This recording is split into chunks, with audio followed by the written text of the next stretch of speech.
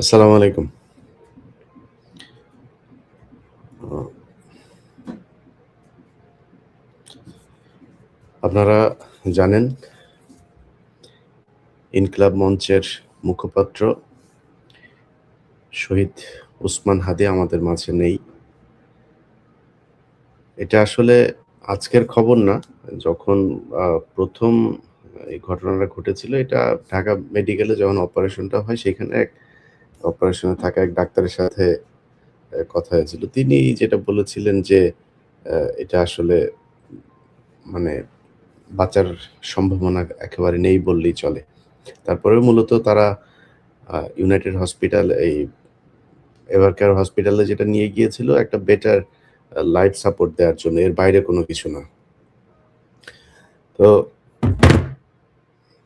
দেখেন এই ঘটনাটা কিন্তু আমি যেহেতু জানি বা অনেকেই জানে তার মানে সরকারের কাছে ছিল। সে যে মারা যাবে এটা সরকার বুঝতে পারছিল।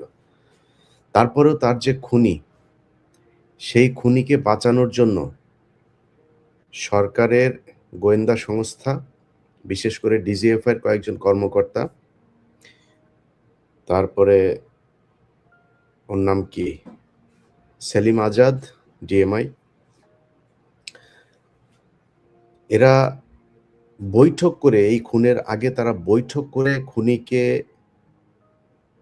মানসিকভাবে শক্তি দেওয়ার জন্য, তার বের হয়ে যাওয়ার জন্য, তাকে নিরাপদে ভারতে পাঠানোর জন্য কি করতে হবে আমরা এখনো নিশ্চিত না। এই ডিজিএফআই এর দেয়া আ কথাবার্তা আমরা বিশ্বাস করি না। তারা বলছে যে সে পালিয়ে গিয়েছে। সে আদৌ পালিয়ে গিয়েছে কিনা এখনো পর্যন্ত আমরা জানি না। হইতে পারে ফয়সাল মাসুদ সে দেশেই আছে এবং ডিজিএফআই তাদেরকে বাঁচানোর জন্যই তাদের নিয়ন্ত্রিত বিভিন্ন লোকজনকে দিয়ে তারা এটা বারবার বলানোর চেষ্টা করছে যে, এই মুহূর্তে তিনি পাস হয়েছেন, এই মুহূর্তে তিনি চলে গেছেন, এই মুহূর্তে তিনি কোথায় কি করছেন সবকিছু জানেন। শুধু এইটা জানেন না যে তিনি যে পালিয়ে যাচ্ছেন। তা আপনারা এত কিছু যেহেতু আপনারা সোশ্যাল মিডিয়াতে দিচ্ছেন, ধরেন আমি একজনের নাম বলি যেমন আ জুলকারনাইন সায়ের। উনি উনার ফেসবুকে করেছেন। এটা তো আর উনার তথ্য না। উনাকে নিশ্চয়ই গোয়েন্দা সংস্থায় দিয়েছে উনাকে। এবং উনাকে যে তথ্যটা দেওয়া হয়েছে সেটা গোয়েন্দা সংস্থা জেনেই দিয়েছেন। তাহলে গোয়েন্দা সংস্থা আগে কেন উনাকে দেন নাই যে এই জায়গা দিয়ে পালিয়ে যাচ্ছেন বা এইভাবে খুন হবেন, এখানে এই হচ্ছে, এগুলো দিতে পারেন নাই। উনারা যাওয়ার পরে তারপরে উনার সোশ্যাল মিডিয়াতে উনি কার সাথে যোগাযোগ করছেন, WhatsApp এ কাকে ছবি পাঠিয়েছেন সেই তথ্য তিনারা বিভিন্ন জনকে দিচ্ছেন। সেটা জুলকারনাইন সায়ের সহ আরো নিশ্চয়ই অন্যান্য অনেক সাংবাদিকদেরকে তারা দিয়েছেন। কিন্তু তার আগে তারা দেয় নাই। তার মানে হচ্ছে এই ঘটনার সাথে আমি যতটুকু শুনেছি স্বরাষ্ট্র উপদেষ্টা জাহাঙ্গীর এটা হচ্ছে গিয়ে পিলখানা হত্যাকাণ্ডের পুরো ধামাচাপা দেওয়ার মূল হোতাদের মধ্যে এই জাহাঙ্গীর একজন। প্রচণ্ড দুর্নীতিপরায়ণ এবং আনস্মার্ট একটা অদক্ষ একটা অথর্ব একটা অফিসার ছিল। এই অথর্ব এই পিলখানা হত্যাকাণ্ডের ঘটনা নিয়ে ব্রিগেডিয়ার পর্যন্ত গিয়েছিল। তা না হলে তার ফুল কর্নেল হওয়ার যোগ্যতাও নাই। কোন দিক থেকেই নাই। কোন দিকে। এর মতো এরকম মানে মানে এই কুখাদ্য আর্মি অফিসার যে খুব খারাপ অফিসার, সেটাও মনে করেন যে এর মতো এরকম কুখাদ্য আমার জীবনে আমি কোনদিন দেখি নাই। তার সাথে দুর্নীতিপরায়ণ খালেদা জিয়ার কে দেখতে গিয়েছে এভার কেয়ারে। তার পাশে তার মেয়ে, তার বউকে নিয়ে গিয়েছে। দাঁত কেলিয়ে হেসে সেলফি দিচ্ছে। আরে ভাই, তোর তো বুঝতে হবে এইটুক জ্ঞান তো তোর থাকা উচিত। জ্ঞান তো নাই, থাকবে কেমনে? সে এখানে গিয়ে এটা করেছে। টাকা-পয়সা তো আছে। ধরেন এই ৫ তারিখের পর থেকে যে পরিমাণে টাকা তারা কামিয়েছে, সারা জীবন ১৪ গোষ্ঠী বসে খাইতে পারবে। এই দাঁত তো সবসময় কেলাই থাকে এখন। টাকা-পয়সা হয়েছে না? এরা এই খুনের সাথে জড়িত এবং ডিজিএফআই সরাসরি এই খুন এক্সিকিউট, প্ল্যানিং, আফটার ইফেক্ট যা করা দরকার সবকিছু ডিজিএফআই বসে করেছে। অতএব ডিজিএফআই চিফ যিনি আছেন তাকে অবশ্যই পদত্যাগ করতে হবে। তাকে সরাইতে হবে। সরাইয়া তারপরে এখানে অন্য কাউকে দিতে হবে। ব্রিগেডিয়ার এই যে আপনার আরেকজন আছে ওর নামটা যাই হোক আ আর্মির বিষয়টা বাদ দিলাম। ডিজিএফআই এবং এই ডিএমআই সহ যারা এটার জন্য মানে এই ঘটনার সাথে আমি তারা জড়িত আছে না আছে, তাদের বিচার করবেন না করবেন, কি করবেন সেটার সাথে মনে করেন যে তারা কিছুই নাই, এটার সাথে কিছুই জানে না, কিছুই বুঝে না। তারা যে এটারে ঠেকাইতে পারে নাই, এইজন্য তাদের ওই চেয়ারে থাকার আর কোনো নৈতিক কোনো নাই। এরপরে হচ্ছে স্বরাষ্ট্র উপদেষ্টা। স্বরাষ্ট্র উপদেষ্টা ধরেন এই গেল কয়েকদিনের ভেতরে যদি আপনি বাংলাদেশের আইন শৃঙ্খলা পরিস্থিতিটা দেখেন, আরে বেটা স্বরাষ্ট্র উপদেষ্টা তুই তো কনস্টেবল হইতে পারবি না। তোরে যদি আমি জানি না তুই কেমনে ঢুকছিলি সেনাবাহিনীতে, তোর কনস্টেবল হওয়ার যোগ্যতা নাই। তুই এইখানে যেই মানুষগুলোর রক্তের বিনিময়ে তুই এই স্বরাষ্ট্র উপদেষ্টা হইছিস, তোর এই স্বরাষ্ট্র উপদেষ্টা হওয়ার পরে সেই মানুষগুলোর নিরাপত্তা দিবি না? সেই মানুষগুলোর পিছনে বারবার তারা একটা কথা বলার চেষ্টা করেছে, এখানে নাকি মব সন্ত্রাস হয়েছে। মবের বিরুদ্ধে তারা ব্যবস্থা নিচ্ছে।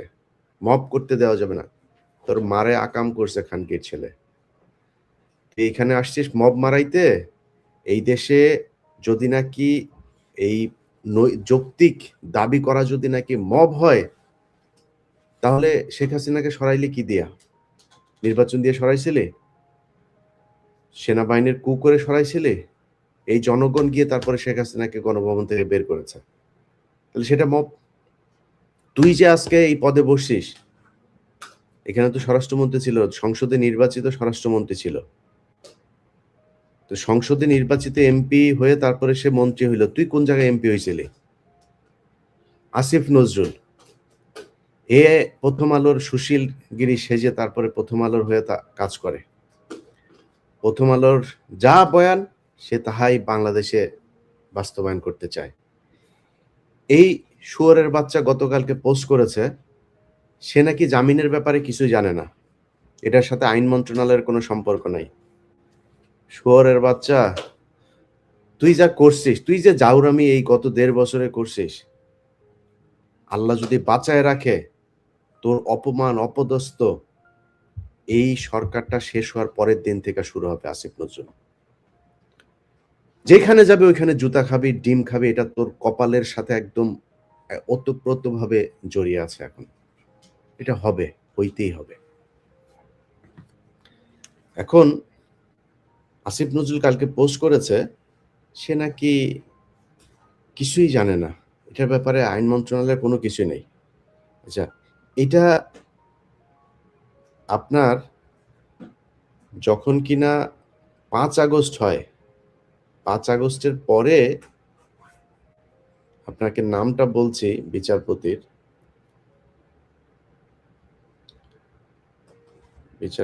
নামটা হলো শেখ তাহসান আলী। আপনাদেরকেও শুয়োরের বাচ্চার ছবিটা দেখাই। এই খানকির ছেলে, ওর মা দৌলতদিয়াতে গিয়া তারপরে বিভিন্ন বেটাদের সাথে আকাম করে ওরে পয়দা করছে।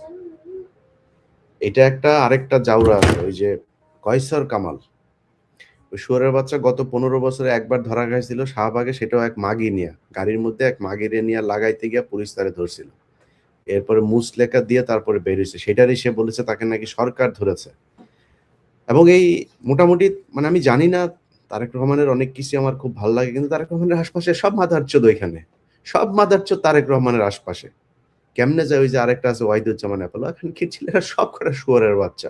এই শুয়োরের বাচ্চাগুলো সব পাশে পাশে গিয়া তারপরে এদেরকে, এই কায়সার কামাল আর এই শুয়োরের বাচ্চা, এই দুইটায় মিলে এই এর বেঞ্চে আপনার এই হাইকোর্ট থেকে ওর জামিনটা হয়েছে। এই আজকে যে হাদির করা হলো, হাদিকে যে মারা হলো, এই তো জেলে থাকার কথা। আগের মামলার তদন্ত কর্মকর্তা বাদী, তারা এই ফয়সাল মাসুদ সে যে ছাত্রলীগ করতো সেটা উল্লেখ করে নাই। উল্লেখ কেন করে না? আগের থেকে প্রিপারেশন, যে উল্লেখ করলে তারা তো জামিন হবে না, জামিন নিতে কষ্ট হবে আওয়ামী লীগ যদি হয়। সে ডাকাতির মামলায় অস্ত্রসহ আটক হয়েছে, কেন্দ্রীয় কমিটিতে সে পদে ছিল, সে জামিন পাইল কিভাবে? তারে জামিন দিয়েছে। এখন আসিফ নজরুল কিচ্ছু জানে না। আসিফ নজরুল খানকির ছেলে, তুমি যে বিচারপতিদেরকে যে তুমি করলা, তুমি যে নিয়োগ দিলা, বিচারপতিরা তোমার মার শাটার ভিতর দিয়ে আসছিল মাদারচোদ, কোন দিক দিয়ে আসছিল? শুয়োরের বাচ্চারা কোথাকার। গায়ে লাগে না খানকির ছেলেরা? এই মানুষগুলো রক্তের উপরে দাঁড়ায় তারপরে তোরা উপদেষ্টা হইছিস, তোরা বড় বড় পদে বিচারপতি হয়েছে। এই খানকির পোলা, এই যে তাহসান সোরের বাচ্চা, 5 তারিখের পরে সেইখানে এই তাকে বিচারপতি নিয়োগ করা হয়েছে, জামিন দিয়ে দিছে। সে যার রক্তের বিনিময়ে বিচারপতি হইল, সেই লোকটারে, সেই মানুষগুলিরে খুন করার জন্য খুনিরে সে জামিন দিল। এবং এরপরে তার কি হবে, এরপরে সে বের হয়ে যাবে, চলে আসবে, সবকিছু তাদের প্রি প্ল্যান্ড, এইভাবেই হয়েছে। এখন ভাই মানসিকভাবে আসলে খুব বিধ্বস্ত অবস্থায় আছি ভাই। বিশ্বাস করেন, 5 তারিখের পর থেকে আজকে পর্যন্ত আসিফ নজরুলের সাথে আমার কোনো ব্যক্তিগত সমস্যা আছে, স্বরাষ্ট্র উপদেষ্টার সাথে আমার ব্যক্তিগত সমস্যা আছে, এই কয়সার কামাল আমার সাথে ভালো সম্পর্ক ছিল, এই অ্যাটর্নি জেনারেল খুব ভালো সম্পর্ক ছিল। আরে ভাই তোরা মানুষের চোদা রে, মাদার চোদেরা, মানুষের চোদা তোরা। মানুষ তোর মারে লাগায়া জন্ম দিছে এই দুনিয়ার ভিতরে। যদি তাই হইতো তুই তোরা মানে এই কাজগুলি করলি কিভাবে? একটা মিনিমাম একটা মানে এই মানুষের যেই এই থাকে, মানে বর্ডার লাইন থাকে, এইটুক মনুষ্যত্ববোধ তোরা দেখাইস যে টাকা পয়সার অভাব আছে। কয়সার কামাল বস্তায় ভরে ভরে টাকা নিয়ে গিয়েছে, বস্তায় করে করে এই কোর্ট থেকে টাকা নিয়ে গিয়েছে। আর কত টাকা লাগবে তোদের? কত টাকা দরকার আছে নাকি আরো? তোরা আওয়ামী লীগের লোকজন রে গড়ে পর্দায় সমানে জামিন করাইছিস। আসিফ নজরুল খানকে বলা শুয়োরের বাচ্চা, কয় টাকা লাগবে রে তোর? আরো কত হাজার কোটি টাকা দরকার আসিফ নজরুল তোর বাঁচার জন্য, আরো ভালো থাকার জন্য? বল কত মাগি লাগবে, কি লাগবে বল, নিয়ে তারপরেও যা, দেশটারে শান্তিতে থাকতে দে। ও এক ইউনুস খানকির পোলা, এই মাথার চোদ ইউনুস শুয়োরের বাচ্চা হালা সারা জীবন হইলো গিয়ে ওয়েস্টার্ন লাগাইছে, মদ খোর শুয়োরের বাচ্চা বাংলাদেশে নিয়ে সুদের ব্যবসারে করে ওরে দিছে হইলো শান্তিতে নোবেল খারাপ আমরা জানি না। এই শুয়োরের বাচ্চা এই ওই রুমে যত, এই শুয়োরের বাচ্চা করছে কি, ওরে এই যে আসিফ আর মাহফুজ 2টা মন্ত্রণালয় ছাড়লো 2 দিন আগে। 2টা মন্ত্রণালয় ছাড়ার পরে এই 2 মন্ত্রণালয়ের ভিতরে একদম এই উপদেষ্টা পরিষদের সবচাইতে বড় চোর যেটা আসিফ নজরুল আর রেজওয়ানা, এই সবচেয়ে বড় চোর, এই বড় চোর 2টা মন্ত্রণালয় দিল। কেন রে ইউনুস, তোর আর কোনো বাপ ছিল না? হ্যাঁ বলে কিচ্ছু বুঝে না, বলে বিশাল আকারে কিছুই বুঝে না, সারা দুনিয়া হোগা মাইরা যায়, বাংলাদেশে কেমন তুমি কিছুই বুঝো না, আমরা বুঝি না এগুলি। আমরা ওয়েস্টে থাকি, ওয়েস্টের এদের কথাবার্তা চরিত্র আমরা বুঝি না এগুলি। তুমি তো ওই চরিত্রই পাইছো, কারণ মুখের কথা আর ভিতরের কথা এক না। যায়া চোরেদের নিয়ে করছে। ইউনুসের গোটা পরিবারের যত সুযোগ সুবিধা দরকার সব তারা নিচ্ছে। এই সব কিছুর দায়ী এই ইউনুস কুত্তার বাচ্চা, শুয়োরের বাচ্চা এখানে আসছে, হ্যাঁ আমাদের সাথে বসবে, এরে আবার ফর্ম পূরণ করা। তুই কি স্যারের বাল রে যে তোর সাথে বসতে হবে? তোর কাছে কোনো তদবির নিয়ে গেছি, কোনো পদ চাইছি তোরে? এরপর আবার 2 দিন পর আবার আরেকজনের দিয়ে ফোন দেয়, ভাই আপনাদের মিটিংটা হচ্ছে না, আসিফ নজরুল আর আসিফ মাহমুদ আর মনির হায়দার আপনাদের এই ডক্টর ইউনুসকে আপনাদের সাথে বসতে দিল না। আসিফ নজরুল, মনির হায়দার, ডক্টর ইউনুস পুটকি মারি আমরা, শুধু আমরা ওদের কাছ থেকে কিছু চাইছি, যায় বলছি যে আমার ভাইরে এইটাতে, আমার এইটাতে, আমার এই পদ দে, বলছি নাকি তোরে? চোদে তোরে কেউ? কারণ কি বলারা মানুষ মেরে ফেলতেছে, শুয়োরের বাচ্চারা পাশে দাঁড়ায় থেকে দাঁত কেলায়। স্বরাষ্ট্র উপদেষ্টা দাঁত কেলাইতেছে পাশে দাঁড়ায় দাঁড়ায় করে, আল্লাহ চোরের বাচ্চার মতো দেখা যায়, চোরের বাচ্চা, চোর শুয়োরের বাচ্চা। ও এখন পর্যন্ত পদত্যাগ করেনি, জুতা দিয়ে পেড়াইলে ওরা পদত্যাগ করবে না। মজা পাইছে তো ওই জায়গায়। বাংলাদেশের এই যে আজকে যে বাংলাদেশ, এই হাসিনার পতনের পেছনে এই বর্তমান এই যে সরকারের ভিতরে দেখছেন, কারোর কোনো অবদান নাই, একটারও কোনো অবদান নাই। ডক্টর ইউনুসের যে সমস্যা ছিল সেটা ব্যক্তিগত, তার সে ব্যক্তিগত সমস্যা। এই দেশের জন্য ইউনুস জীবনে কোনোদিন কোনো কিছু করে নাই, জীবনে কিছু করে নাই। এত খাতির প্রীতি আলাপ পেরে লাভ নাই। আমরা চিনি ডক্টর ইউনুসকে, ডক্টর ইউনুস কোথায় ছিলেন, কাদের সাথে ছিলেন, কাদের হয়ে কাজ করেন, এগুলো খুব ভালো করে জানি আমরা। অথচ তারা গিয়ে আজকে পুরো দেশ শাসন করছে। আমরা কিছু বললে আমরা নাকি মানুষকে উস্কাই। আরে বেটা, আমরা উস্কাইছি কিসের জন্য? কি চাইছি? 5 তারিখের পর থেকে চাইছি কি বল? নিজের জন্য কিছু চাইছি? বলছি যে আমার উপদেষ্টা বানাইতে হবে, বলছি নাকি? কি চাইছি? চাইছি আওয়ামী লীগের লোকজনের জামিন হবে না। চাইছি এই যে পোলাপানগুলো যারা কিনা মারা গিয়েছে তাদের যাদের চিকিৎসা হয়, যারা মারা গিয়েছে তাদের এই ক্ষতিপূরণ হয়, যারা বেঁচে আছে তাদের চিকিৎসা হয়। এগুলোই চেয়েছে। এর বাইরে কি চেয়েছে? এই বিডিআর এর লোকগুলো। আরে ভাই পিলখানা হত্যাকাণ্ড করছে কারা আর আপনি ধরে রাখছেন কাদেরকে? কিসের জন্য তারা এখনো জেলে থাকবে? কমিশনের রিপোর্ট দিয়েছে। স্বরাষ্ট্র উপদেষ্টা বলে দিয়েছে যে এই রিপোর্ট নিয়ে কোনো অ্যাকশন করা যাবে না। কারণ কি ওইখানে তার নাম এসেছে। তো ডাইরেক্ট ওপেনে বলেছে কমিশনের রিপোর্ট এই কমিশনের মেম্বার যারা ছিল ওপেন মিটিং এ বলেছে যে তোমরা আমার নাম নিয়ে আসছো এখানে। তোমাদের এই রিপোর্ট নিয়ে কোনো কিছু করা যাবে না। কিচ্ছু করতে দিচ্ছে না বিডিআর এর রিপোর্ট নিয়ে। কোথায় কি করতে দিয়েছে? আপনি জানেন আমি আজকে ঘুমিয়েছিলাম। আজকে ঘুমায়েছিলাম আমারে ফোন দিচ্ছে যে ভাই জি ভাই। হ্যাঁ, হ্যাঁ। ওয়ালাইকুম আসসালাম। জি ভাই, জি।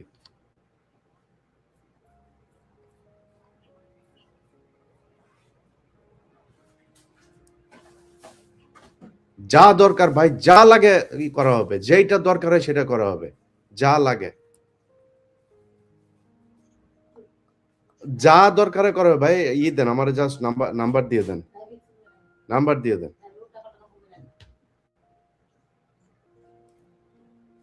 ওকে, ওকে ঠিক আছে। ঠিক আছে। ঠিক আছে। ঠিক আছে নাম্বারটা দেন আমার। এই এই দেশ এই দেশ স্বাধীন করেছে যারা তাদের হাতে থাকবে দেশ। তারা যা বলবে যেভাবে বলবে সেভাবেই চলবে দেশ। এবং আগামীকালকে বাংলাদেশের প্রতিটা মানুষের কাছে অনুরোধ ভোরের সূর্য এখন রাতের বেলা অনেক মানুষ হাজার, হাজার মানুষ এরই মধ্যে সেইখানে জড়ো হয়েছে। ভোর সূর্য ওঠার আগে আপনারা শাহবাগে জড়ো হবেন। এই শাহবাগ থেকে মানে পুরো সামনের ৫ বছরে কি হবে পুরো পরিকল্পনা এখান থেকে দিতে হবে। কিভাবে নির্বাচন হবে, কি হবে সবকিছুর পরিকল্পনা এখান থেকে দিতে হবে। ১ম আলো, আরে ভাই আশ্চর্য একটা বিষয়। আপনি খুনি। এই যে ওর এখানে কয়েকজন রিপোর্টার আছে, টিপু সুলতান, এই যে মতি-টতি এগুলোর ব্যাপারে সরাসরি তারা ইয়ের সাথে ছিল। সন্তোষ শর্মা এখনো কালবেলায় অফিস করে। বাংলায় ভীষণে এই যে জুবায়ের-টুবায়ের এগুলো। আর ভাই একেকজনের নামে ৪ টা ৫ টা করে খুনের মামলা। এরা ওপেনে অফিস করে। এটা কি ফাইজলামি নাকি একটা? ওপেনে অফিস করে তারা। একবারের জন্য আটক করা হয় নাই। একটা মানে তামাশা চলে এসছে। তাহলে বলেন কেউ মারা যায় নাই জুলাইতে? যদি মারা যায় এটা বিচার করেন। কত দ্রুত করতে চান, কত বিচারক নিয়োগ দিতে চান, কি করতে চান, কেমনে করতে চান, বিশেষ আদালত করতে চান, করেন। কিন্তু বিচার করেন। যদি তারা নির্দোষী হয় তাদের ছেড়ে দেন। অথচ নির্দোষ অনেক মানুষজনরে সেখানে করে রাখা হইছে। আর দোষীদেরকে বাইরে আরামসে তারা ঘুরে বেড়াচ্ছে। কোন ব্যবসায়ীরা তারা পাশে নিয়ে ঘুরে, কোন ব্যবসায়ীর পিছনে লাগে। আরে ভাই যদি ব্যবসায়ীরা আপনি কিছু না বলেন তো সবারই ছাড়েন। এটা আটকানোর আছে, ওইটা ছাড়া আছে, ওরে সাথে নিয়ে ওরে বগলে নিয়ে ঘুরে। যার সাথে যেমন মনে চায় তেমনি ঘুরতেছে। বাংলাদেশের মানুষের কাছে অনুরোধ থাকবে ভাই আপনাদের এই যে আজকের যে অবস্থা, এই অবস্থার জন্য ইউনূস দায়ী, এই সরকার দায়ী, এই সরকারকে এর ব্যবস্থা করতে হবে। এই যে হাসনাত, সারজিৎ সহ নাহিদ একজনও তো নিরাপদ না। আজকে একজন মেয়ে মারা গিয়েছে। তার লাশ যেভাবে ঝুলানো আছে আমি জানি না, যেহেতু জানি না, না জেনে বলতে পারছি না সে আত্মহত্যা করেছে কিনা। বাট তার লাশ যেভাবে ঝুলানো আছে, এই মেয়ে গত আমাদের এই ৩২ নাম্বার এই আগের দিনের প্রোগ্রামে এই মেয়েটা ছিল। সেই মেয়েটাকে আজকে ঝুলিয়ে মারা হয়েছে। একটা করে। যেদিন হাদিকে মারা হলো, সেদিন রাতেই উত্তরাতে ২ টা ছেলেকে কোপানো হয়েছে। তারা মিছিল থেকে ফিরছিল। এটার বিক্ষোভ মিছিল ছিল হাদির এ মি হত্যাকারীকে আটকের দাবিতে। সেখান থেকে যাচ্ছিল ২ টা ছেলেকে কোপানো হয়েছে। একটা করে প্রতিটা মানুষকে এভাবে মারা হবে। ভাই যদি মব বলেন মব, যা মনে করেন তাই।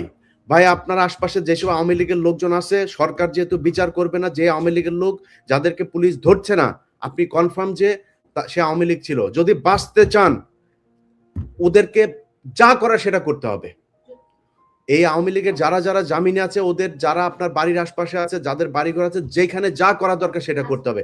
যাদেরকে আপনি দেখবেন অফিস করছে এখন পর্যন্ত, যাদের যা করা দরকার সেটা করা হবে। আপনাদেরকে আজকে একটা বিষয় নিয়ে আমরা এই ঘোষণাটা আরো অনেক পরেই দিতাম। আমরা একটা মুভমেন্ট করছি।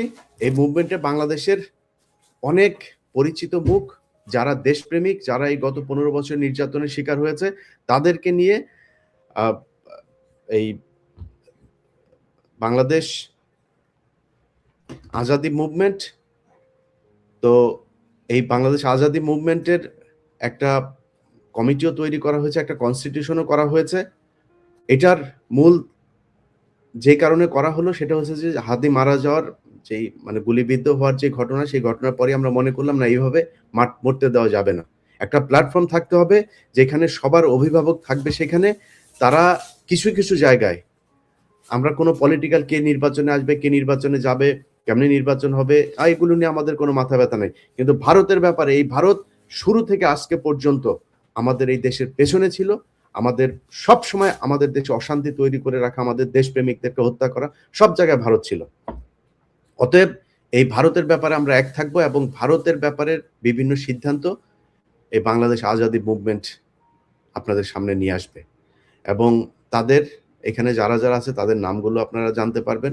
এটা হয়তো কালকের ভেতরেই আপনাদের সামনে চলে আসবে এবং এই যে কালকে শাহবাগে যেটা হবে সেখানেও হতে পারে, আমি এখনো জানি না, তাদের মিটিং চলছে এখন পর্যন্ত। তারা কালকে হয়তো আপনাদেরকে সেই ঘোষণা দেবে। তো আপনাদের কাছে অনুরোধ থাকবে ভাই, যে যে জায়গায় আছেন, কে মব বললো আর কে কি বললো জানার দরকার নাই। আপনার জীবনে নিরাপত্তা আপনার। এই দেশ আসিফ নজরুল স্বাধীন করেনি, এই দেশ ডক্টর ইউনূস দেশেই ছিল না, এই দেশে স্বরাষ্ট্রমন্ত্রী এই উপদেষ্টা হয়েছে, চিনেন নাকি তারা? এই রেজওয়ানা সারা জীবন নিচতলা ভাড়া দিয়ে খেয়েছে, এখন তো বুড়া হয়ে গেছে, এখন হয়তো ওইভাবে আসিফ নজরুল ছাড়া কেউ খায় না। এখন ও সারা জীবন টাকা পয়সা এই বিদেশিদের কাছ থেকে পয়সা পাতি নিয়ে এভাবে চলে, কোনোদিন তার কোনো সমস্যা হয় নাই, কখনোই তার কোনো সমস্যা হয় নাই। বলেন এই 15 বছরে কি হয়েছে? আদিলুর ভাই কয়দিন জেলে ছিল, সে আদিলুর ভাইদের দেখেও এখন মাথা ঘুরায় যে ভাই কি কি করেন কি ভাই? আরে ভাই, আপনাদের হাতে দেশটা দেওয়া হইলো, সেই দেশটারে এইভাবে ধ্বংস করে দিলেন। একটা বিপ্লব, এরকম বিপ্লব সারা পৃথিবীতে কোনোদিন কেউ করতে পারে নাই। পুরো একটা দলের সব কটারে দেশ থেকে যেতে বাধ্য করেছে এই দেশের সাধারণ মানুষ। সেই মানুষগুলিরে আপনারা কি দিলেন? এখন পর্যন্ত আহত অনেকের চিকিৎসা দেওয়া হয় নাই, এখন পর্যন্ত নিহত অনেকের পরিবারের টাকা পায় নাই। যার যেমনে মনে চায় একটা হাস্যকর অবস্থায় নিয়ে গিয়েছে জুলাই পুরো আন্দোলনটাকে। তাদের কারণে আজকে আপনি এখানে বসে আছেন। যাই হোক ভাই, বিচার যার যার বিচার তার তার করতে হবে। এটার জন্য যদি নাকি সরকার আইন প্রয়োগকারী সংস্থা বিচার স্বাভাবিক নরমাল বিচার প্রক্রিয়া দিয়ে যদি করতে না পারে, যার যার হাতে তার তার বিচার করে নিতে হবে। এই ছাড়া কোনো উপায় নেই। সরকারের কাছে আমরা বারবার দাবি করেছি বিভিন্ন বিষয় নিয়ে, করে নাই। আমি আজকে একটা কথা খুব খুব সুন্দরভাবে বলে রাখি, আসিফ নজরুল স্বরাষ্ট্র উপদেষ্টা, যারা যারা আসিস তোরা খানকির ছেলেরা শোন, তোদের তোদের যদি নাকি সরকার থেকে যদি নাকি তোরা খালি সরবি খালি, তারপরের দিন থেকে তোদের পেছনে লাগা হবে। যত টাকা দরকার হয় তত টাকা খরচ করা হবে, যাদের কাছ থেকে টাকা নিতে দরকার হয় তার কাছ থেকে নেওয়া হবে, দরকারে জিম্মি করা হবে, যেমনে দরকার হয় তেমনি টাকা পয়সা আদায় করে তারপরে তোদের পিছনে লোক লাগানো হবে, যেটা দরকার হয় সেটা করা হবে। তোদের শান্তিতে টাকা পয়সা নিয়ে তোরা থাকবি, তোদের শান্তিতে থাকতে দেওয়া যাবে না, থাকতে দেওয়া হবে না তোদেরকে। তোরা কি মনে করছিস এই দেশের সব মানুষ তোদের মতো বিক্রি হয়ে গিয়েছে? এই দেশে জুলাইতে যারা জীবন দিয়েছে, যারা আহত হয়েছে, যারা রাস্তায় নেমেছিল, তারা সব ঘরে চলে গিয়েছে? তাদের কিছু নাই? তারা রাস্তার মধ্যে, তারা কিছু করতে পারবে না? সব আছে, খালি তাদের একজন নেতা ছিল না, সেটার ব্যবস্থা, সেটার জন্য একটা আমব্রেলা, একটা শেড তৈরি করা হচ্ছে। এই ভাষা, এই আজাদি মুভমেন্ট বাংলাদেশ যেটা, সেটা হবে তাদের একটা প্ল্যাটফর্ম। সেখান থেকে সবকিছুর বিচার করা হবে, সেখান থেকে সবার প্রতিশোধ নেওয়া হবে, কি করা দরকার, যা করা দরকার সেটা করতে হবে। সবাই ভালো থাকেন, দেখেন কি হয়। যার যার অবস্থান থেকে শাহবাগে চলে আসবেন এবং আগামীকালকে সকালের মধ্যে অবশ্যই সবাই শাহবাগে থাকবেন। এখান থেকে ফয়সালা হবে কি হবে, রাষ্ট্রের কৌশল কি হবে। যাদেরকে যেসব বিচারকদের এই আসিফ নজরুল, এই খানকির ছেলে বলছে যে ওনায় কিচ্ছু জানে না, শুয়োরের বাচ্চা, তুই জানিস না? তুই বিচারকদের নিয়োগ দিস নাই? এই শুয়োরের বাচ্চা, এখন পর্যন্ত বিভিন্ন জায়গায় এই জেলা দায়রা জজ টজ এইসব জায়গাতে সেই এই হিন্দুগুলোরে বসায় রাখছে, যে হিন্দুগুলো এই কয়েক বছর কোটি কোটি টাকা করছে, সেগুলোর বসায় রাখছে, সেগুলোর এখন পর্যন্ত ঢাকা থেকে নিয়ে বিভিন্ন জেলায়, অনেকগুলো ঢাকা। তো এই যে আসিফ নজরুলের পিএস মাসুম, শুয়োরের বাচ্চা সারা জীবন আওয়ামী লীগের দালালি করছে, তারা এনে তার পিএস বসায় রাখছে, সব পুরো একদম আইন মন্ত্রণালয় সে চালায়। আসিফ নজরুলের মাঝে মধ্যে মাগিয়ে এনে দেয়, আসিফ নজরুল লাগায়, আর কিছু না, আর কোনো সমস্যা না। টাকা পয়সা যা দরকার সবকিছু পাঠায় দিচ্ছে বাইরে। ভাই, বিদেশে যারা আছেন, প্রতিদিন পত্রিকা খুললেই সবচাইতে ভালো সুন্দর নিউজটা হয়েছে 8 দিনে রেমিটেন্স আসলো 1.2 বিলিয়ন, 8 দিনে এত হাজার কোটি টাকা খালি রেমিটেন্স যায়। ভাই, আল্লাহর ওয়াস্তে আপনাদের কাছে অনুরোধ থাকবে, এই ইউনূস খুনের সরকার, এই বদমাইশরা যতদিন থাকবে, আল্লাহর ওয়াস্তে আপনারা রেমিটেন্স পাঠানো বন্ধ করেন। এরা আপনারা রেমিটেন্স পাঠান, আর এরা হচ্ছে গিয়ে সেই টাকা বাইরে পাচার করে। একটা উপদেষ্টা টাকা দেশে রাখে না। সব কয়টা বাইরে পাঠাচ্ছে। সব কয়টা। বাইরে পাঠায় বিভিন্ন দেশে। অস্ট্রেলিয়া, কানাডা, ই ই আপনার তুরস্কে পাঠাচ্ছে, তারপরে পর্তুগালে পাঠাচ্ছে, এখানে পাঠাচ্ছে। এটা করছে তারা। সো তাদেরকে টাকা পাঠায় না। আল্লাহর ওয়াস্তে আপনারা টাকা পাঠায়েন না। ওরা টাকা দেশে রাখছে না। নির্বাচিত সরকার আসুক, সেটা বিএনপি আসুক আর জামাত আসুক, তারপরে আপনারা টাকা পাঠানো শুরু করবেন। কারণ এরা আমাদের এই রক্তের সরকার না। এরা সব নিজের পেট ভরার জন্য, নিজেদের মতো করে নিজেরা চলার জন্য এখানে এসছে। তো সবাই ভালো থাকেন। আবার আপনাদের সাথে যুক্ত হব। রাতে অথবা কালকে সকালে আবার যুক্ত হব। আল্লাহ হাফেজ।